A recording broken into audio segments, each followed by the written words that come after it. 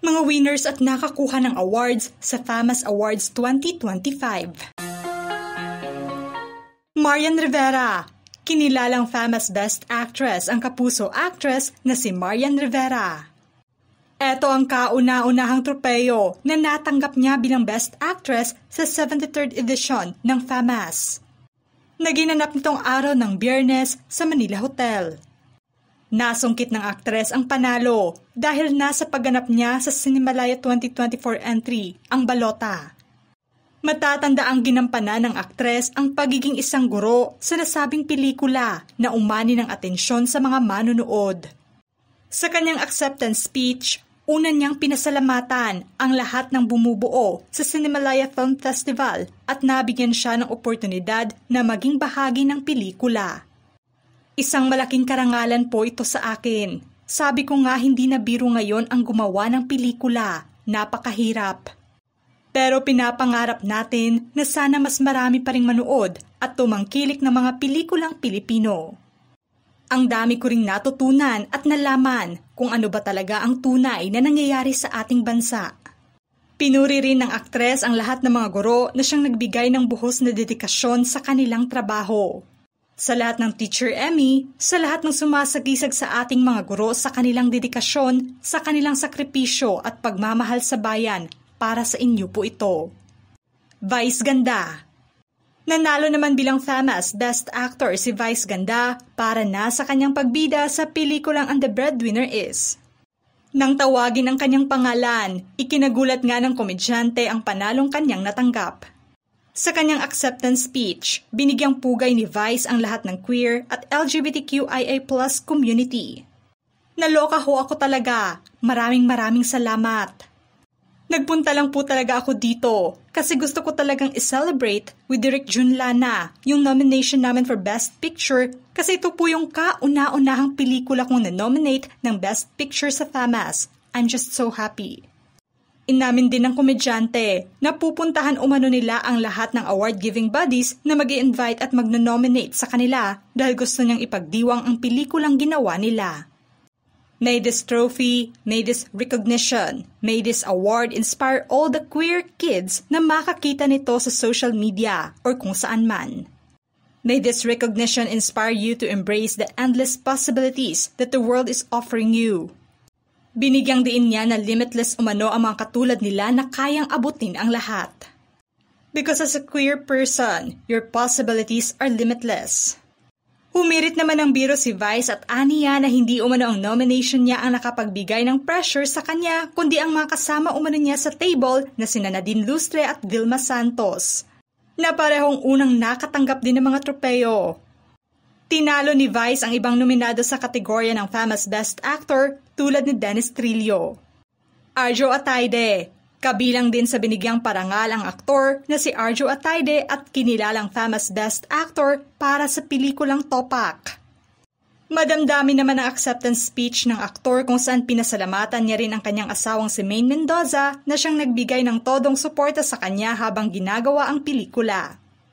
I am immensely grateful and humbled to accept the Best Actor Award. Being recognized as Best Actor is a true privilege. Hindi rin nalimutan ng aktor na pasalamatan ang mga sundalo na nagbigay inspirasyon sa kanila upang magawa ang istorya ng pelikula. Hindi lahat ng may topak ay may topak naman. We are all unique on our own ways and most of the time misunderstood. Sa lahat ng mga taong naka-experience ng mental health issues, know that you are loved and you are not alone. Nadine Lustre. Nanalong FAMAS Best Supporting Actress naman si Nadine Lustre para na sa pagbida niya sa Uninvited movie.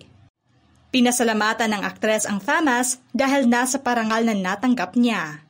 Sa kanyang acceptance speech, inamin ng aktres na hindi siya sanay na magsalita sa ganitong mga event.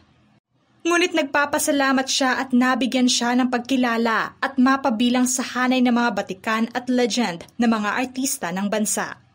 Jeric Raval. Nanalo bilang FAMAS Best Supporting Actor naman si Jeric Raval dahil nasa pagbida niya sa Mamay. Taos-pusong nagpapasalamat naman ang aktor sa ibinigay na pagkilala sa kanya. Kabilang sa nagpaabot ng pagbati sa kanya ay si Ruru Madrid na kabilang sa hanay ng mga nominado sa nasabing kategorya.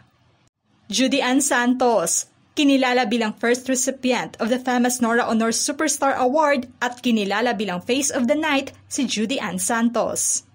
Sa kanyang acceptance speech, may hirit na biro pa ang aktres dahil nang mukhang graduate pa umano siya sa sash at tropeyong natanggap niya.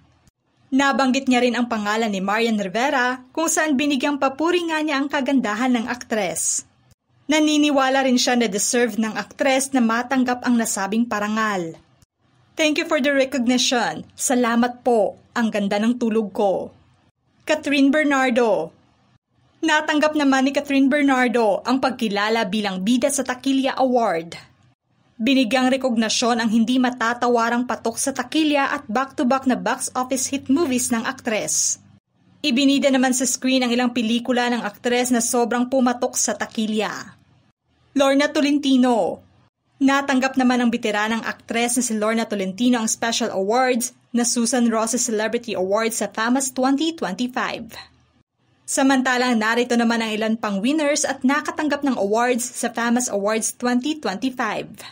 J.L. Burgos. Nanalo naman bilang FAMAS Best Director naman si J.L. Burgos para nasa pelikulang Alipato at Muog. Binigyan siya ng pagkilala dahil nasa pagiging standout ng kanyang mga pelikula sa mga sinihan. Pinasalamatan ng direktor ang lahat ng mga taong naging katuwang niya upang makabuo ng magandang pelikula para sa madla. FAMAS Circle of Excellence Award. Binigyang pagkilala naman ang galing ng veteranang aktres na si Vilma Santos o si Ate V dahil nasa legacy ang kanyang naibigay sa industriya. FAMAS Child Icon of Philippine Cinema.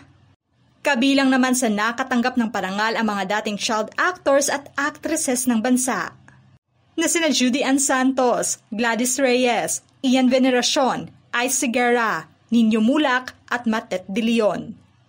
Tunay na ang pagsisimula nila ng maaga sa industriya ay nakapagdulot ng inspirasyon sa karamihan simula noon hanggang ngayon. Herman Moreno Youth Achievement Award. Binigyang parangal naman ang baguhang mga artista ang kambal na si Andres at Atasha Mulak.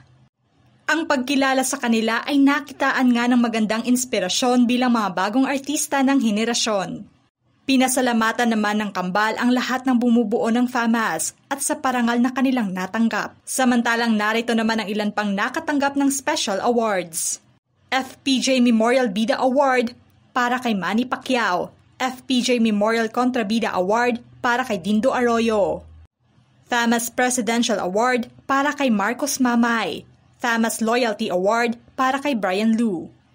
Nasungkit naman ng pelikulang Mamay ang Best Cinematography at Best Production Design, pati na ang Best Musical Score. Nakuha naman ng Espantaho Movie ang Best Visual Effects, Green Bones para na sa Best Screenplay. Nanalo naman bilang Best Original Song ang Hamon for Mamay and Hahamakin ang Lahat for Uninvited. Nasungkit naman ng Topak Movie ang Best Sound at Best Editing para nasa The Hearing. Kinilalang Film Producer of the Year naman ang Mintork Incorporated and Mamay Production. Anong masasabi nyo sa mga winners at nakatanggap ng awards sa FAMAS Awards 2025? Just comment below.